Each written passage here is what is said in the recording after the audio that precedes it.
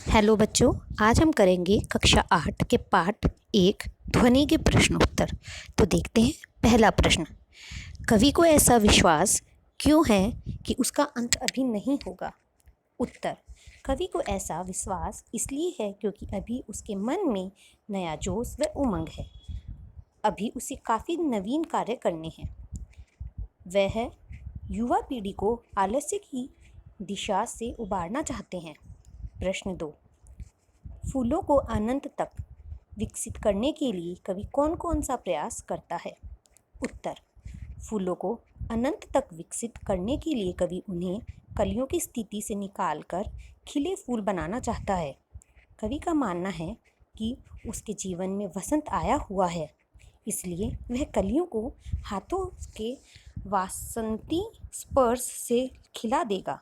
वह फूलों की आँखों से आलस्य हटाकर उन्हें चुस्त व जागरूक करना चाहता है। प्रश्न 3। कवि पुष्पों की तंद्रा और आलस्य दूर हटाने के लिए क्या करना चाहता है? उत्तर।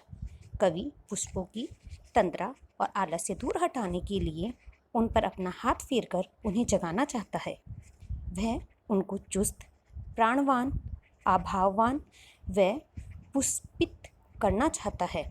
अतः कवि नींद में पड़े युवकों को प्रेरित करके उनमें नए उत्कर्ष के स्वप्न जगा देगा, उनका आलस्य दूर भगा देगा तथा उनमें नए उत्साह का संचार करना चाहता है। प्रश्न 4। वसंत को ऋतुराज क्यों कहा जाता है? प्रश्न फिर से देखते हैं। वसंत को ऋतुराज क्यों कहा जाता है? आपस में चर्चा कीजिए। उत्तर है, वसंत को ऋतुराज कहा जाता है क्योंकि यह अभी ऋतुओं का राजा है। यह सभी ऋतुओं का राजा है। इस ऋतु में प्रकृति पूरे यौवन होती है।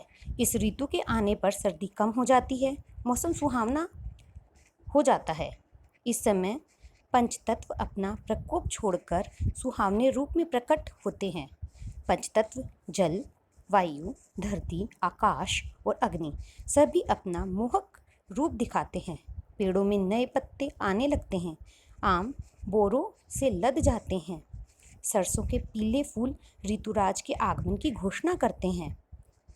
कोयल पंचम स्वर में गाती है और सभी को कुहू कुहू की आवाज़ से मंत्रमुग्ध करती है। इस ऋतु में उसकी छटा देखते ही बनती है। इस ऋतु में कई प्रमुख त्यौहार मनाए जाते हैं, जैसे वसंत पंचमी, महाशिवरात्रि, होली आदि। अब देखते हैं प्रश्न 5। वसंत ऋतु में आने वाले त्योहारों के विषय में जानकारी एकत्रित कीजिए और किसी एक त्योहार पर निबंध लिखिए। उत्तर 5। वसंत ऋतु में कई त्यौहार मनाए जाते हैं, जैसे वसंत पंचमी, महाशिवरात्रि, होली आदि।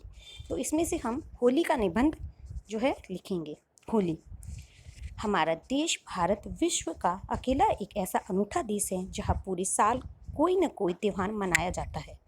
रंगों का त्यौहार होली हिंदुओं का प्रसिद्ध त्यौहार है, जो फागुन मास की पूर्णिमा को मनाया जाता है।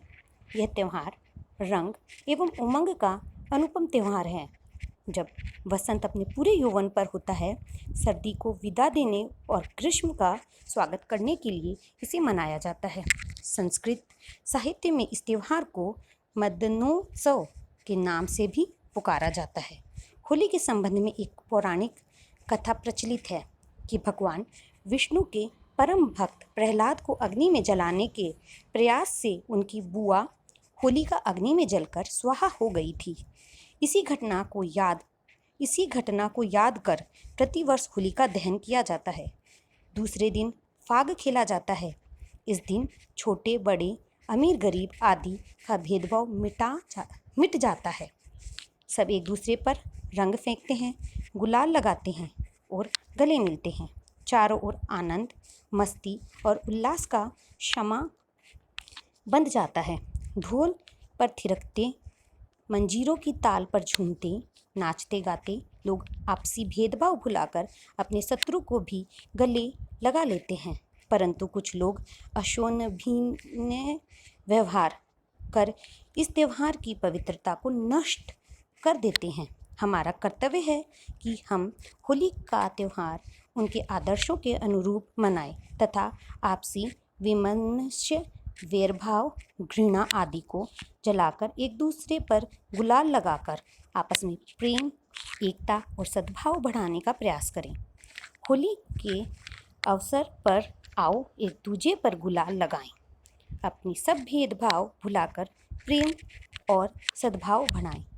तो यहीं पे जो है हमारे सारे प्रश्न के उत्तर ख़त्म होते हैं। Thank you for watching.